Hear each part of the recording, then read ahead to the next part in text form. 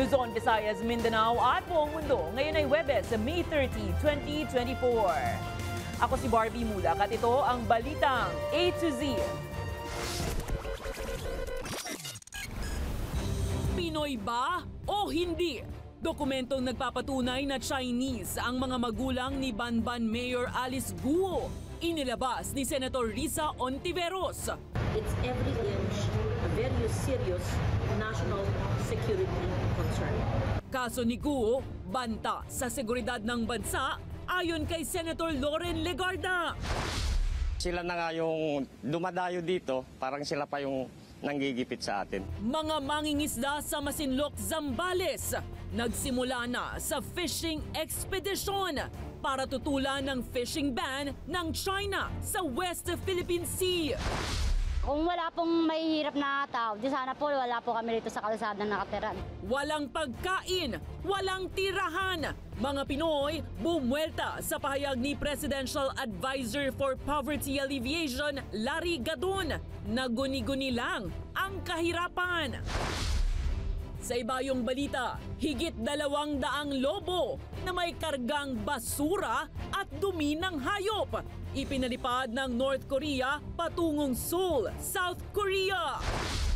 At sa ating balitang showbiz, talent manager Annabel Rama, type nga bang gayahin ang hairdo ni Mariz Racal?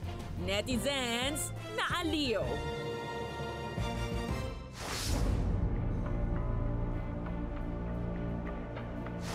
Magandang gabi pambungad sa ating newscast. Naglabas si Senator Risa Hontiveros ng mga dokumentong nagpapakitang posibleng isang Chinese ang nanay ng kontrobersyal na alkaldeng si Alice Guo. Samantala, isang senador pa ang naniniwala na kung mapapatunayang isang Chinese si Guo ay maituturing na siya bilang banta sa pambansang seguridad ng Pilipinas. May balitang A to Z si Ian Maghanoy. Sinegundahan ni Senator Risa Hontiveros ang naunang alegasyon ni Senator Sherwin Gatchalian na posibleng isang Chinese na negosyante ang tunay na ina ni Banban Mayor Alice Guo. Huwebes, inilabas ni Hontiveros ang dokumentong nagsasaad na kasosyo ni Guo sa 7 mga kumpanya nito, ang isang Lin Wenyi. Kapansin-pansin ring kasosyo dito ang mga kapatid ni Alice na sina Sheila at Xiemen. Gayon din ang ama na si Jian Zhongguo. Nakapareho pa ang address na itinuturong ina ni Alice na si Wenyi. Amelia Lial po, siya po yung biological mother ko po. At siya po yung kasambahay po nila tatay ko po. Okay, so yung biological mother nyo ay itong si Amelia Lial na nasa birth certificate nyo. Una nang sinabi ng alkalde na isang Pinay na kasambahay ang kanyang nanay na hindi daw niya nakita. Pero kung mapapatunayang parehong Chinese ang kanyang mga magulang. So just to clarify, kung pareho pong Chinese yung magulang niya, hindi pwede. Ayon kay former Associate Justice Antonio Carpio, hindi maituturing na Pilipino si Guo. Alinsunod kasi sa 1972 Constitution na siyang umiiral ng ipinanganak si Guo noong 1986. Kikilalanin lang na Pinoy ang mga foreigner na ipinanganak sa Pilipinas kung isa sa mga magulang niya ay Pilipino. Kaya hindi dapat pabayaan ang issue yan. It's every inch a very serious national security concern. Para naman kay Senator Loren Legarda, maituturing si Guo bilang banta sa seguridad ng Pilipinas. Para daw kasi itong dahan-dahan na pagsalakay ng mga dayuhan sa bansa. It's sinister enough to plant foreign nationals to pretend to be Filipinos and to govern even if it's a small town and have illegal activities violating Philippine laws. Sa gitna nito, binigyang diin ng COMELEC na wala silang kapangyarihang pigilan ang paghahain ni Guo ng kandidatura sa 2025 midterm polls. Pero mapipigilan nila ang pagtakbo ni Guo kung may aapela kontra sa kanyang kandidatura.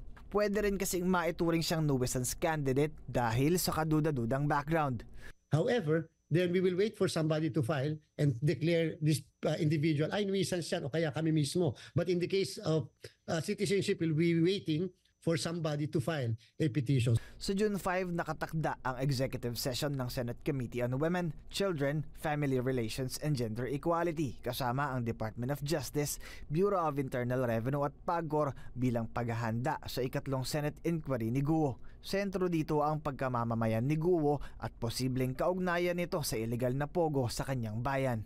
Para sa Balitang A to Z, Ian Maghanoy.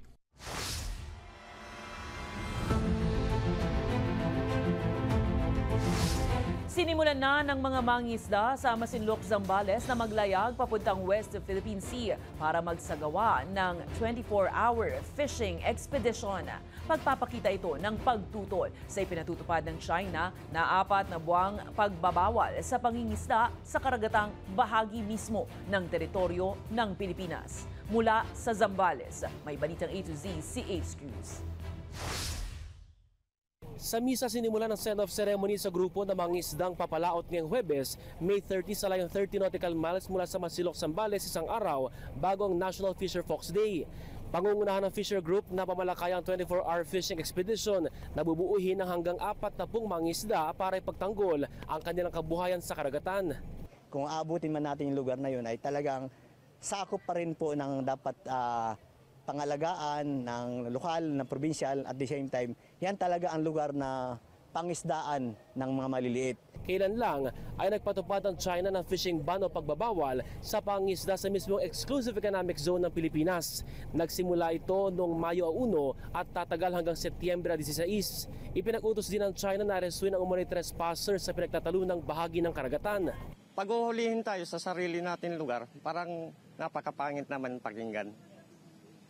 Tsaka sila na nga yung dumadayo dito, parang sila pa yung nanggigipit sa atin. Nauna nang kinundina ni Pangulong Ferdinand Marcos Jr. na naturang polisiya ng China na anyay nakababahala. Kinastigo rin ito ng Philippine Coast Guard at tiniyak ang malaya at ligtas na paglalayag ng bawat Pilipino sa loob ng exclusive economic zone ng bansa. Kung may banta sila, wala naman po tayong problema kasi dito po yung hanap buhay natin eh. So kung hindi po tayo papalaot, ano po yung ipapakain natin sa pamilya natin? Present din sa send-off ang ilang mababatas na iginiit ang karapatan ng Pilipinas sa West Philippine Sea at tiniyak na ginagawang lahat para sa kapakanan ng mga mangisdang apektado sa issue. Umaasa ang mga mangisda na magiging matagumpay ang kanilang fishing expedition at sa parang ito ay naway makakuha daw sila ng ganap at totoong suporta at proteksyon mula sa pamahalaan. Para sa Balitang A to Z, Ace Cruz mula sa Masinloc, Zambales.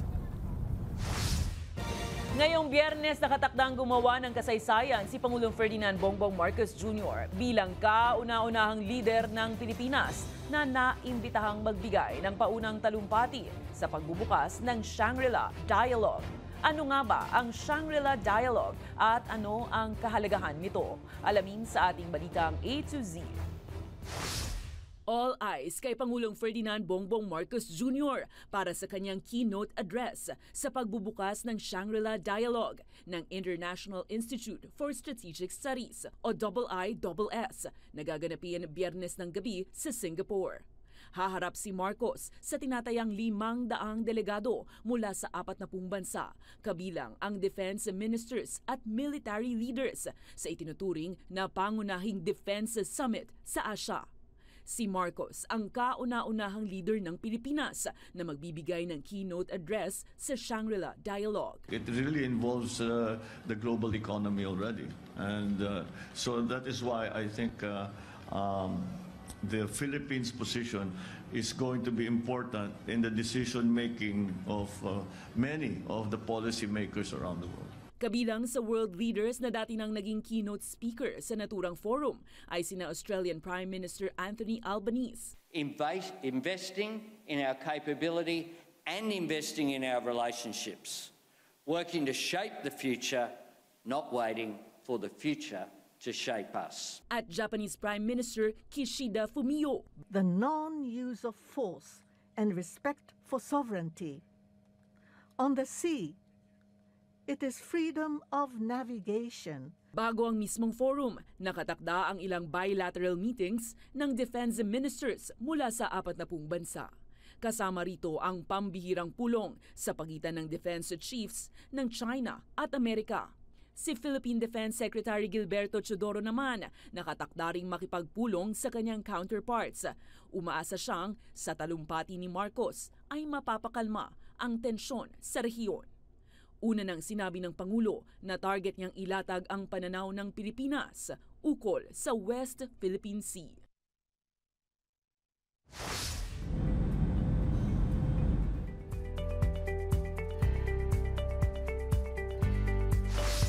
Pasintabi po sa mga ngayon pa lang kumakain. Nagpadala ang North Korea ng higit sa 200 lobo na may karga umanong pinaghalo-halong basura at dumi ng hayop palipad patungong South Korea. Ganti raw ito ng North Korea sa mga ipinapadala ng mga aktivista mula South Korea patungo sa kanilang teritoryo na mga lobong may lamang leaflets kontra Pyongyang, pagkain, gamot, pera at mga flash drive na naglalaman ng mga K-pop music video at drama. Ipinangangamba naman ng mga residente ang naging aksyon ng North Korea. Payo ng militar ng South Korea sa mga residente, huwag lalapitan at hahawakan ang makikitang mga lobo na bumabagsak sa kanilang lugar. Mababatid na taong 1950s pa sinimula ng dalawang bansa ang pagpapalipad ng lobo sa isa't isa para magpalaganap ng propaganda noong Korean War. Balik sa bansa sa Visayas, umabot na sa katabing ilog ang natapong langis mula sa isang shipyard sa bayan ng New Washington sa Aklan. Ayon sa Philippine Coast Guard, May 26 nang mangyari ang oil spill sa Barangay Polo habang nakita na ang bakas ng langis sa kalapit na barangay poblasyon. Tumagas umano ang langis sa nakadaong nasirang barge. Sa ngayon, umaasiste na ang PCG sa lokal na pamahalaan upang makolekta ang langis at mapigilan ang pagkalat pa nito.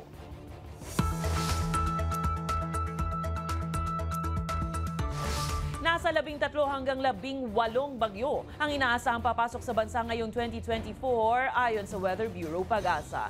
Higit na mas mababa ito kumpara sa karaniwang bilang ng 20 hanggang 24 na nararanasan sa bansa kada taon.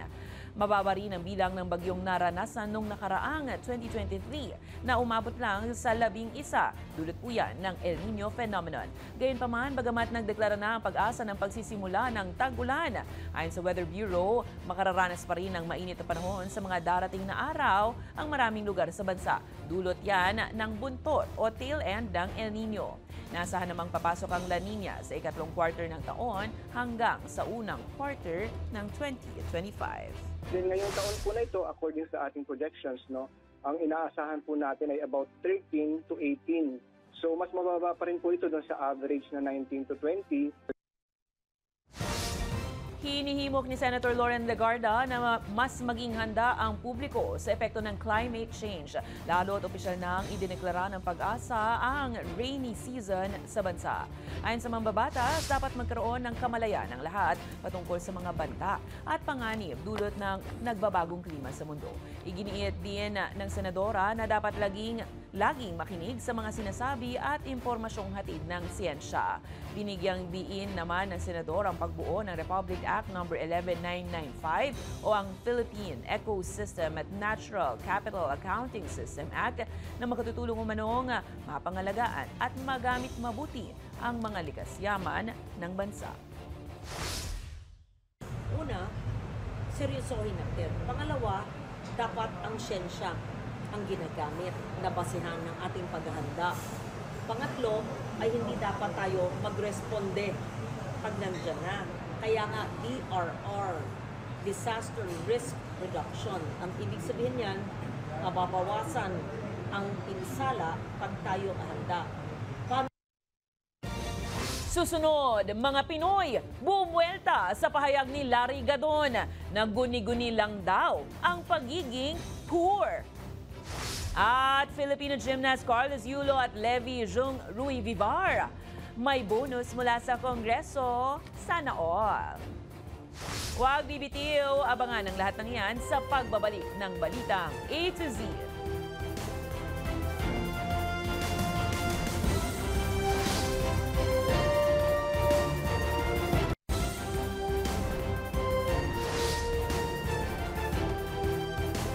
Si Isinalag ng ilang mga Pinoy ang naging pahayag ni Presidential Advisor for Poverty Alleviation Larry Gadon na guni-guni lang ng mga Pilipino ang kahirapan sa bansa. Ipinaliwanag naman ng DSWD ang mga programa para tugunan ang kahirapang nararanasan ng maraming Pinoy. May balitang A to Z si Kim Salinas. Ang kalyeng ito ang nagsisilbing tahanan at mundo ng pamilya ni Nanay Ana, pangangalakal ang ikinabubuhay nilang pamilya. Aniya, gutom ang dadanasin kung hihinto siya rito. Kinikita po namin, minsan po 200, 300. Pinagkakasya lang po namin sa pagkain namin. Siyempre po, pandaya-per pa ng anak ko. Habang si Tatay Reynaldo, tiis sa pila makakuha lang ng medical assistance para sa operasyon sa kanyang tuhod. Dahil kailangan nila. Siguro yung iba, yung malala na ang sakit, di ba?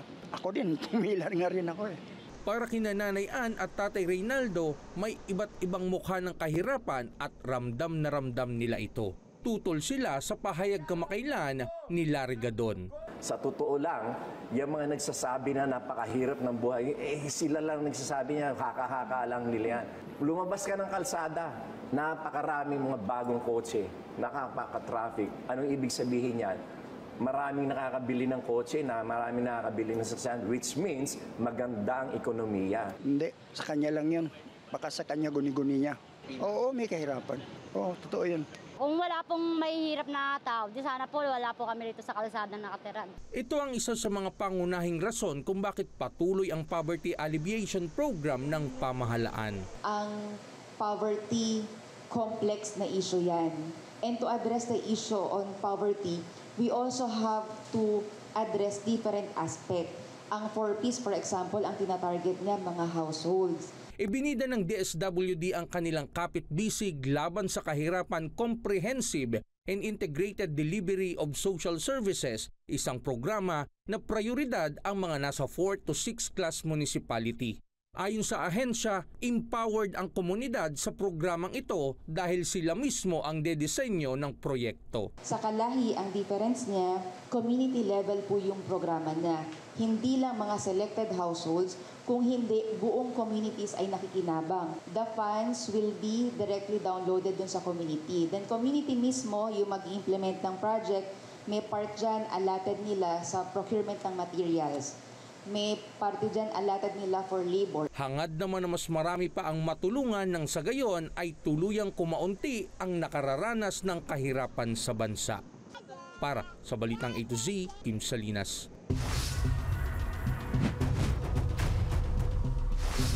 Inaasahan ng Department of Justice na matatanggap na nila sa susunod na ilang linggo ang desisyon ng Korte ng Timor-Leste hinggil sa extradition ni dating Negros Oriental Congressman Arnulfo Teves Jr. Ito ay matapos umasa sa first screening ng Ministry of Justice ng naturang bansa. Ipinaliwanag naman ng DOJ na natagalan ng extradition ni Teves pabalik ng Pilipinas matapos maghain ng kampo ng dating mambabatas ng motion for extension bilang precaution. Matatandaang nahaharap sa multiple counts of murder, frustrated murder at attempted murder ang dating kongresista sa pagkamatay ni dating Negros Oriental Governor Roel Degamo at siyam na iba pa. Yung proseso po kasi dyan, dadaan po muna sa initial screening ng Ministry of Justice yung extradition request natin. At sa ngayon, pasado na po at finorward at in-endorse na yung ating extradition request sa Court of Appeals. So kailangan lang muna natin maghintay.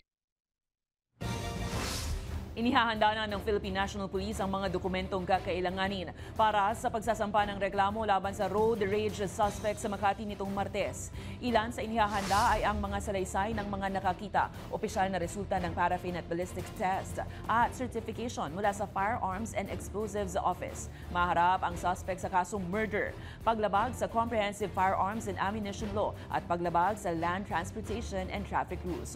Una nang nagpositibo sa gunpowder residue ang suspect at nagmatch ang basyo ng bala at baril sa ballistics exam. Positibo rin kinilala ang suspect ng mismong mga biktima. Sa ngayon, nakaburol na ang family driver na namatay on the spot matapos marilin ng nakaalitang motorista dahil sa away sa trapiko sa EDSA Ayala Tunnel.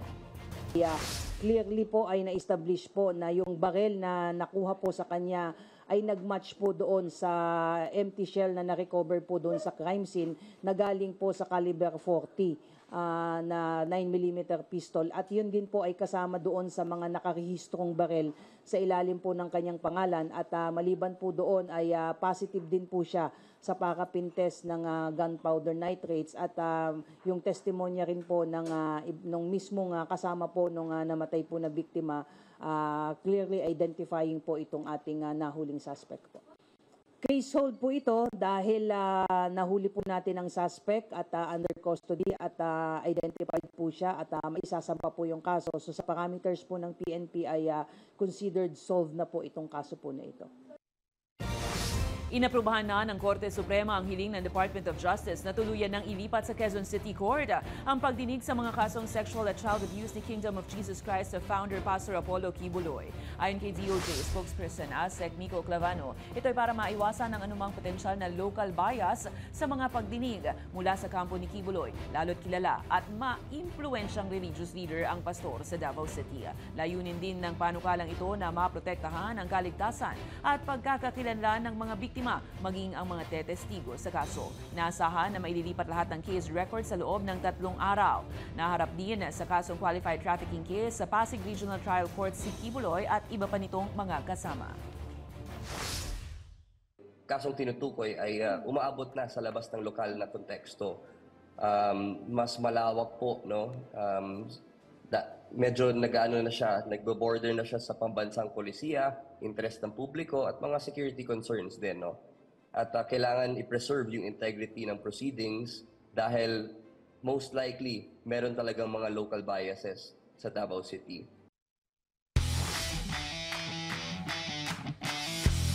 Nakatanggap ng cash incentives mula sa House of Representatives ang Filipino gymnasts na sina Carlos Yulo at Levi Louis Vivar matapos ang kanilang tagumpay sa 2024 FIG Artistic Gymnastics World Cup Series sa Doha, Qatar. Sa pangunguna ni House Speaker Martin Romualdez, kinilala ang dalawa dahil sa gold at silver medals na nauuwi ng mga ito sa parallel bars competition. Ngayong taon rin ang kauna-unahang pagkakataon na makapagpapadala ang Pilipinas ng 4 na manlalaro para sa gymnast athletics, ang pinakamalaking delegasyon sa naturang sports na susubok na makapag-uwi ng medalya mula sa Summer Games para sa Pilipinas. Puspusan naman ang paghahanda ng mga Pinoy athletes para ibandera ang galing sa paparating na Paris Olympics.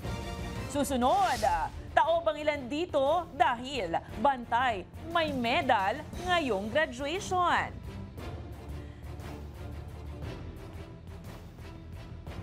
At Seth Fedelin, graduate na sa senior high school. Congrats! Huwag munang matutulog, manatiling tutok dito sa Balita A to Z.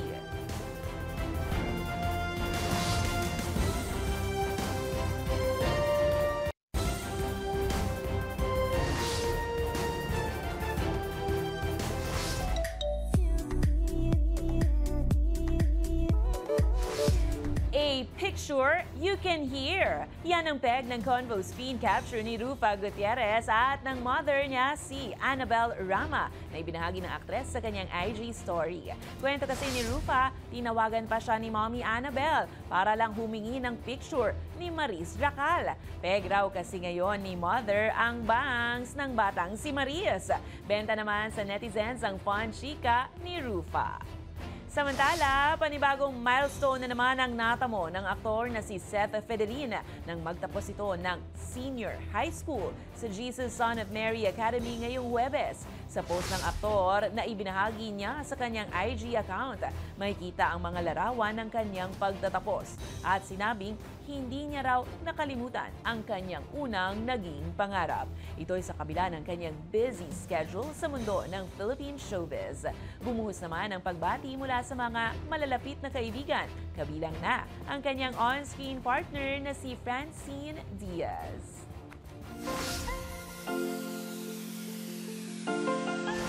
Ngayong graduation season, hindi pa uhuli ang cute na cute fur baby na ito. Isa kasi siya sa umakyat sa stage para gumraduate at with honors pa at perfect attendance. Panoorin ang #ProudFurMom moment na ito.